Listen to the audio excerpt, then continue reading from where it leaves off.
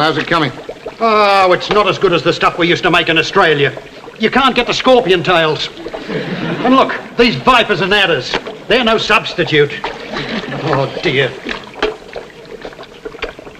Oh, you see, it's not the same. Look, Sid, I think a bit more salt. Here. Oh, if I could only get my hands on one of those little beautiful tins of wallaby milk, it'd make all the difference. It'd just add that piquancy to it. Sid, are you sure you couldn't get any? No, I couldn't get the wallaby milk. All right, Charlie, I've been down here at Australia House. All them people queuing up to emigrate and go on cruises, and I'm standing like a twit asking for wallaby milk. In any case, how could you taste the wallaby milk in there with all the scorpion tails and shredded ollie and all that? Sid, it's not the taste, it's the smell of the stuff. Oh, blimey, aren't you satisfied with the smell that's coming off it now? Dear, oh dear. It's like burning gumboots. That's it. That's the secret of it, you see. Not only do you drink it, but it sort of clears your head at the same time, like smelling salts. Yep, I think that ought to do it. I don't know. We've sold enough of this junk. It's the first time I've seen you make it. It's an education. Yeah, well. Hello? What's this? That's my shirt. Sid, I don't mind making this stuff for you, but I'm not doing your washing as well. You don't seriously think I want you to wash my shirt in that stuff, do you? Well, how do you think it got in there, then? How do I know? Probably fell off the line in there. Hey, wait a minute. That's a white shirt. Well? Well, it was blue before it fell in. What are you putting in there? That stuff's got to go down into people's stomachs, you know. It's perfectly harmless, Sid. All it'll do is probably strip off a few layers of diesel and cigarette smoke. Oh, dear. That should do it now. Have you finished? Not quite.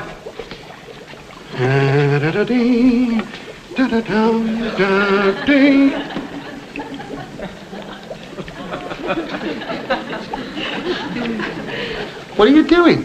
I'm driving away the evil spirits. What do you mean, driving away the evil spirits? What for? I don't know. The abos do it. All I know is I've got to hold the bone and point the spear at it. I had no idea you had to go through all this palaver. You mean to tell me you've got to go through this rigmarole every time? Yeah. How long do you have to do this for? 4 or 5 days. Give me that. Get it. Do you think I'm going to hang about here for 4 days while you're squatting in front of that thing? This is 1960, mate. Superstition is dead.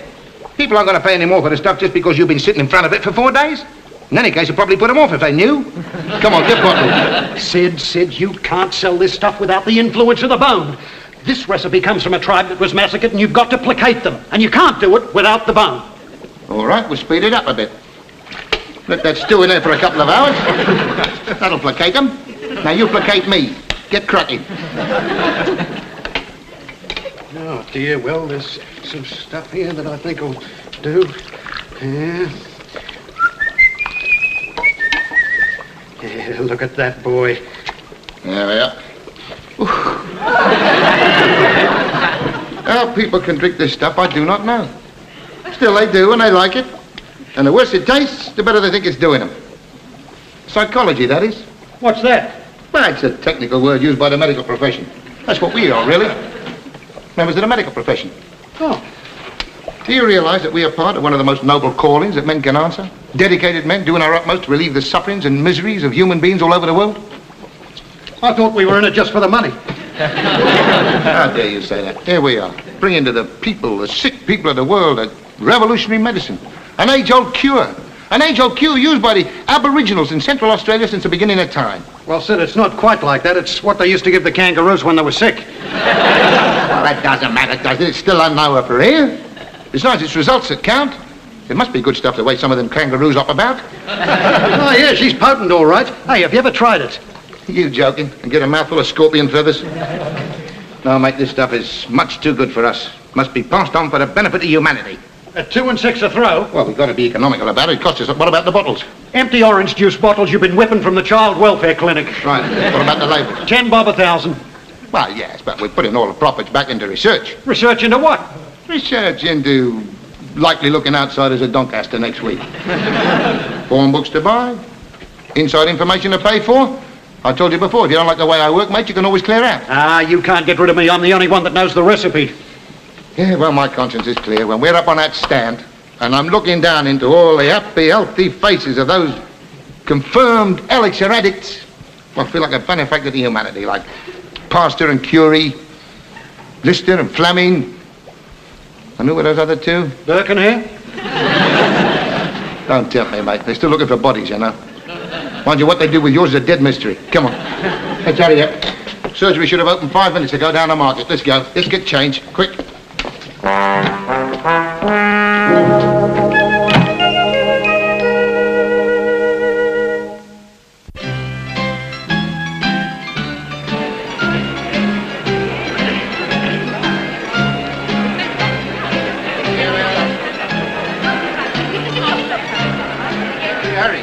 Hurry this way, ladies and gentlemen. Now then, ladies and gentlemen, this could be the turning point of your whole career.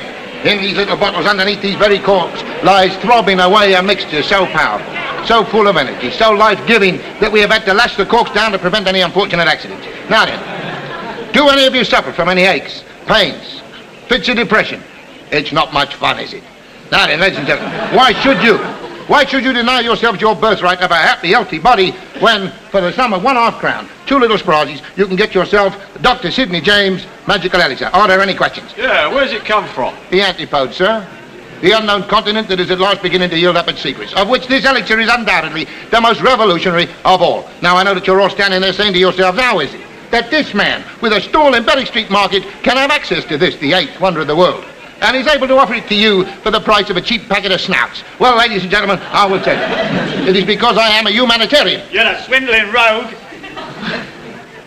We have an unbeliever in our midst. Now, ladies and gentlemen, I beg of you, do not set upon this man in your righteous anger. I, too, was skeptical when I first heard about this. It was first brought to my notice, I just did not believe it. And now you may not believe me, but you surely must not doubt the word of this devout man on my left. The most mystical man ever to come out of the continent of Australasia. Brother William, Knight of the Southern Cross and member of the devout order of didgeridoos. Brother William discovered this fantastic recipe when he went into retreat in the great Australian bush to contemplate. Is that right, Brother William?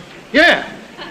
So momentous was this discovery of his, ladies and gentlemen, that he has been released from his vow of silence in order to come here today to tell us all about this great, fantastic gift to mankind. Thank you, Brother William. You little beauty. Tell us. This recipe was used on me, the first white man ever to taste it, when I was in the Australian bush suffering from exhaustion. I was rescued by a tribe of marauding aborigines who immediately poured down my throat several bottles of what is now commonly known as Dr. Sidney James Magic Elixir. They then told me the secret of its wonderful healing properties, which for thousands of years have been used by this tribe, none of whom is less than 150 years old. And you'll even be more amazed when I tell you that this happened to me 63 years ago, and that in actual fact, I myself am 87 years of age. You look it, mate. I'll drop it. Please, sir, please. I feel I really must warn you, sir. If you persist in mocking the devout, I shall be forced to come down there and fetch you a right punch up the kite. Now, ladies and gentlemen, you have heard at first hand the testimony of Brother William, the man who has made it possible for you all to have happy, healthy bodies at a ridiculous price. Brother William, the human race will be forever in your debt. She's sweet, mate. Thank you, Brother William. Now then, who's going to be first to drink from the fountain of life? Ladies and gentlemen, I've been offered money, vast sums of money, by pharmaceutical societies all over the world, not to put this stuff on the market. But I have foregone my personal profit, in order that I may come here and fulfill my duty to society. Right then, here we go. £0.5 crown a bottle, 2 for 4 shillings. Who'll have the pay? Excuse me, can I get it on National Health? No, sir, I'm afraid you cannot get it on the national health. I've approached the minister on this matter, and he has refused to see me. We can only assume, therefore, that he has been got at by the doctors, who are afraid of being put out of work, and that money has changed hands. Right then, ladies and gentlemen, here we go. Right. £0.5 crown a bottle, darling, please. Have your £0.5 crowns ready. There you are, sir. Give me another bottle more after that one, lady. Here we go, then. You are supposed to be healthy. All right. Let's have it, please. All right. Thank you. And the next one, please. Thank you. All right. Come on, you're under arrest. Oh, blimey, Charlie, I've only just started. I'm Have your sorry, right- Sid. It's orders. The sergeant sent me down. Well, let me get my rent at least. I'm sorry, Sid, I can't. He said as soon as he starts to sell it, grab him. Come on, your reverence. We'll have you too. Take your hands off me. You'll hear from the bishop about this. Yeah, I haven't had my bottle of Elixir. Yes, I'm very sorry, dear, but surgery's closed for the day. I'm being persecuted by the British medicine manufacturers. They're out to crush me. A healthy Britain Now, would spell ruin. turn it up, Sid, and come on quietly. You've had a lovely run. Not today, I haven't. Do you want me to use the bracelet? No, all right, bring the gear. Come on. You.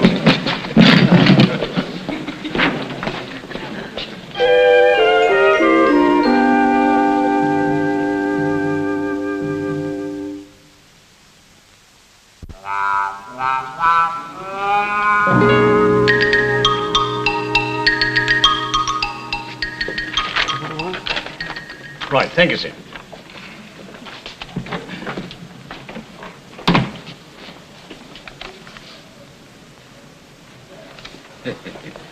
Right, next. Hang on a minute. Sidney, I said next. Oh, blimey, it's the best hand I ever had. All right, what do you got? I'll see you. Pair of sevens. Give me the kitty. Look at that. Threepence for a running flush. It's not good enough. And a penny of the kitty's my own. All right, what do you want? Well, I think we've got you this time, Sid. I refuse to say a word till I've spoken to my lawyer. Oh, who is he? I'm his Shawcross. Yeah, well, you're going to have a bit of a long wait. He was sent down for 3 years yesterday. Oh, no. He hasn't been duffing up the witnesses again, has he? Yeah. If I've told him once, I've told him 1,000 times. Never touch the witnesses. Leave the duffing up to the clerk. Yeah. Well, you're on your own this time, Sid. You haven't got a thing on me, mate. Oh, yes, we have this time. Oh, yes. You got away with murder in the past, but this time, Sidney, you have slipped up. How? How? Well, the patent medicines. I'm surprised a man of your experience going in for the patent medicines. When I heard it, I couldn't believe my ears. We got you on 7 separate counts. I don't believe it. All right. Well, we'll go through them. Where's your street trader's license? It's in my other suit. You haven't got one. Oh, yes, I have. A great pinstripe Italian, right? You haven't got a license. You can't hold me on that. £2 fine and a warning. What else? Right, defrauding the public. Who is? Not putting the ingredients on a bottle of patent medicine. How can you put the ingredients on a bottle if it's a secret formula? Now, Harry, use your loaf, mate. You want to be an inspector one day. Pull yourself together, boy. All right. Making false claims for a patent medicine. How can you make false claims if the ingredients aren't on the bottle? Where's your license to manufacture this stuff? In my other suit. It's not in your other suit. It's in the post. You haven't even applied for one. Well, give me a form, then. Sidney, I don't think you realize the gravity of these charges. You can't wriggle out of making false claims for a patent medicine. I haven't made any false claims. Give me the letters. Here we are. 150 unsolicited testimonials. Let's have a look at that one. Here we are. Dear Dr. James, thank you for curing my leg ache, headache, backache, sore throat, eye strain, corns, nosebleeds, nervous habits, hematoes, toothache, flat feet. You name it, I've cured it. That's no proof. Have you sold people rainwater that say it cured them of something? Exactly. So what harm have I done? What else? All right, what about this one? Using the title doctor without proper qualifications. Who's used the title of doctor? You have. Never. Never. Other people might have called me doctor, but that's not my fault. I didn't give them any reason to. No, well, what about this then? Here we are, black and white. Dr. Sidney James's magic elixir. You have another look. Here. Have a good look. Look in between the D and the I, you see a little dot. That's it. Full stop. Those happen to be my initials. Derek Robert Sidney James. No. I'm not having that. You deliberately made the dot almost invisible so that people would think it was doctor. Oh, it's a printer's error. I can't help it if people have got bad eyesight. Well, why have you got a big D and a little R? Well, what I wondered about that? It's an old family tradition. In our family, the second Christian name is always spelt with a little letter. Goes right back to the Huguenots. We come over here in the 13th century to escape persecution. And I'm thinking of going back to it if this carries on. So you deny it? Certainly I deny it. But you admit it was an advantage of people who think that the DR stood for doctor. You did nothing to correct the mistake. I tell you, I didn't tell them to call me doctor. I can't help it if people get hold of the wrong end of the stick. Do you mean to stand there and deny that you've been posing as a doctor? Certainly I do. Well, why you got a stethoscope hanging around your neck? I'm a hypochondriac. I like to keep a check on myself. And I'm warning you, mate. If this brainwashing goes on much longer, I'm liable to have a seizure. Here, listen to that. See that? My respiratory rates jumped right up again. If I snuff it on police property, I'm going to hold you responsible. All right, what else you got? Nothing. Good. Then we'll go. Come back here. I've still got you. With him. What have I done? Impersonating a member of a religious order. Never. Well, why is he dressed like that then? Like what? A man is fully entitled to wear a duffel coat if he wants to. Well, it might be a bit long, I grant you, but that's his tailor's fault, not his. He was calling himself Brother William. Quite right, I'm entitled to. That's what my brother calls me. Exactly. My brother calls me that. My brother calls me Brother Sid. What's wrong with that? If the truth is known, mate, that's why the duffel coat's too long. It was made for his brother. That's right, he's a big brother. You haven't got a leg to stand on. Harry, if I was you, I'd let us go. No, I'm not letting you go. I've been years after you, and I'm not giving up now. Please yourself. I wonder what they pay for wrongful arrest these days. 2 or 3 years of your salary, I shouldn't wonder. It's your deal, Brother William. Yeah. Let's go.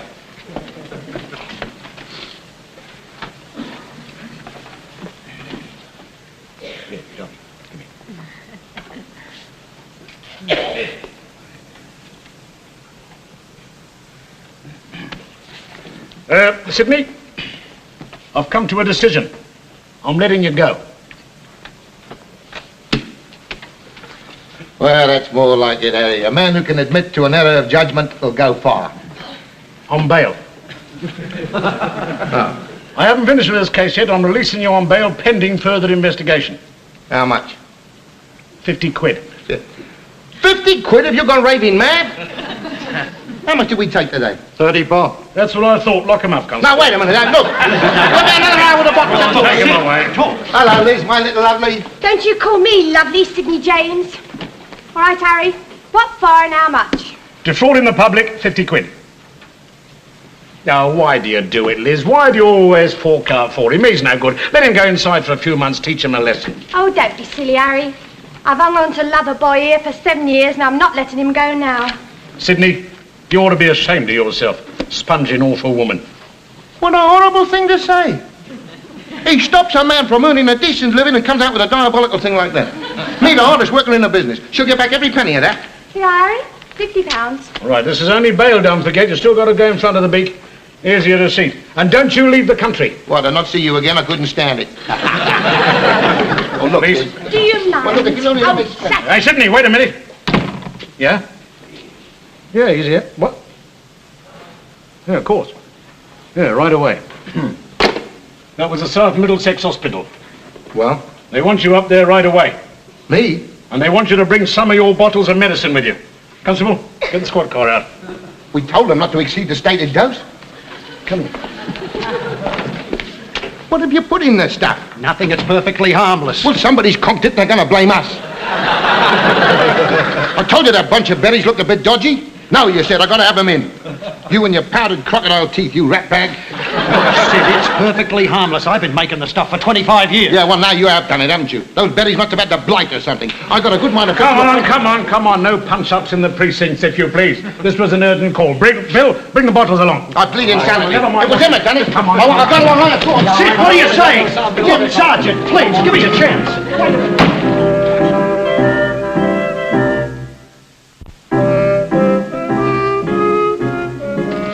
But it was him who made it. I only put the labels on. I had no idea what he was bunging in that stuff. I was just a puppet who's been used. I didn't have the faintest idea what he was putting in, and I didn't want to sell it. Ignorance is 9/10 of the law. Sid, for goodness sake, pull yourself together. Yeah, thank goodness you've arrived. Dr. James. Yes. No, D.R. James with a dot in the middle. Right, well, no matter. You are the man who sells Dr. James' magic elixir. No, I never heard of it. Yes, he's the one. Now, what's the trouble? Well, you see, we've got a patient here, an old lady of about 80, who's undergone a minor operation which has been entirely successful. She should be up and about by now, but she just has not responded to treatment. Oh, why not? Well, you see, she won't take our medicine. She just throws it away and refuses to drink it. And she won't eat either, and of course, if we don't do something about it, she'll just fade away. Well, what's that got to do with me? Well, you see, she is convinced that she won't get any better until she's had Dr. James' magic elixir. You know what these old ladies are. They get these fixations, and she's quite convinced that that's the only thing that'll do her any good. There's nothing the matter with her medically, nothing the matter with her at all. It's purely psychological. But we can't do anything with her, and so I sent for you. Do you know, we've even tried mixing up concoctions of our own and sticking labels on the bottle, but it's no good. She just spat it out. Oh, well, of course, mate. If you haven't got a piece of bark of the coolabah tree in it, you're wasting your time. It's not the same. Yeah, my colleague's quite right, of course. What's this dear old lady's name, then? Oh, Miss Woodhouse, Miss Emily Woodhouse. Sid, you remember? That's the old doll that used to come down every Saturday morning. You remember? Regular order, 12 bottles a week. Oh, yeah, like we thought she used to wash her hair in it. I remember. Yes, but have you got any of this elixir with you? Yeah, as a matter of fact, we got a suitcase full here. It's only £0.50 a bottle if you'd like to pass it round the hospital. No, thank you. Just Miss Woodhouse. I think she's the only addict. Well, now, gentlemen, if you'll come this way, I'll take you into Miss Woothouse's ward. No, nurse, take it away. I won't drink it. Oh, please have it. You know it'll do you good. You won't get any better if you don't take your medicine. Well, you'll never get me better with all that rubbish, all these newfangled medicines. You're trying to poison me. Dr. James's magic elixir. That's the only thing that'll do me any good. I want my Dr. James's magic. No use, Doctor. She just won't drink it. Yes, well, don't worry, nurse. Just leave it to me. Well, good afternoon, Miss Woodhouse, and how are we this afternoon? We're feeling terrible, and it's no use trying to persuade us we won't drink it. I'm sinking Oh, fast, Doctor! no, Miss proper Woodhouse. treatment You mustn't get excited, you see. I brought someone here to see you. Oh? Who is it? Hello, Granny, how are you? Oh, it's him. It's Dr. James. It's the medicine man. He'll soon make me better. All you lot can clear off. Have you got a bottle of the... Oh, what's that gallons of it here? Oh. Here we are. This is the stuff. You get that down there. This'll bring the strength back into me bones. Oh, it's making me better already. I can feel it. Oh, this is better I feel than you, woman. But it's fantastic. You can almost see the colour coming back into her cheeks. Oh, it warms you, this does. Here, where's my dinner? I haven't had anything to eat for a week to starve you in here, you know. Where's my clothes, then? I'm going home. No, Miss Woodhouse, you're not strong enough. No. I'll have you over. No, please, Miss Woodhouse. You must, I beg you to stay here just for a week while you're under observation. After all, we've got your favourite medicine now, you know. Oh, all right. Give me some of it, then. Certainly, Granny. Here we are. Get some of your mates in. Have a party. Here we are. Thank you, Doctor. You've saved my life. I think I'm going to open another bottle now. It's amazing. I'd almost given up hope. Oh, well, you see, you pros don't know it all. Yes, I mean, it's like Popeye and spinach and all that lot, you know. And what are you going to say for yourself? Well, I don't know what to say, Sid. Well, you can give us back our 50 knicker for the start. Yeah, this doesn't make any difference, you know. The law's the law. You're still going in front of the beacon, still pressing charges. Well, I thought you would. The ignorant prejudice that we men of medicine have to overcome, isn't it shocking? I don't know how penicillin got on the market with blokes like you around. You'd have had him inside for messing about with mouldy bread, wouldn't you? No, come on.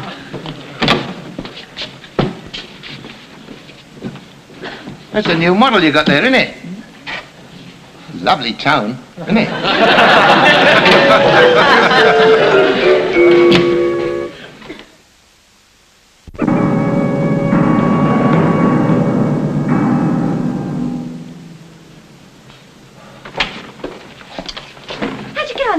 Oh, don't talk to me about them. I should have jumped out of the box and punched him in the wig. Well, what did he say?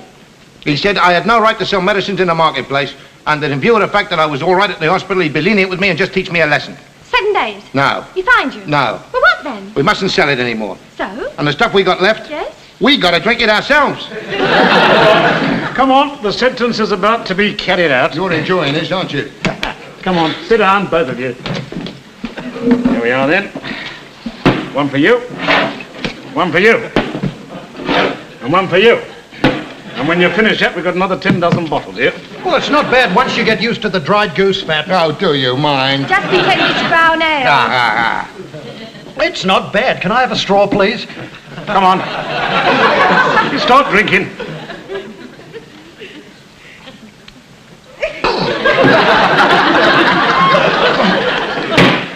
You put garlic in it. What do you put garlic in for, you twit? I don't like it. Come on, get on with it.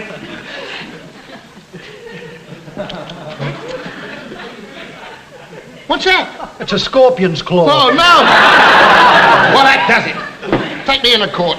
I'd rather do another 7 days and drink another drop of that Australian codswallop. Come on.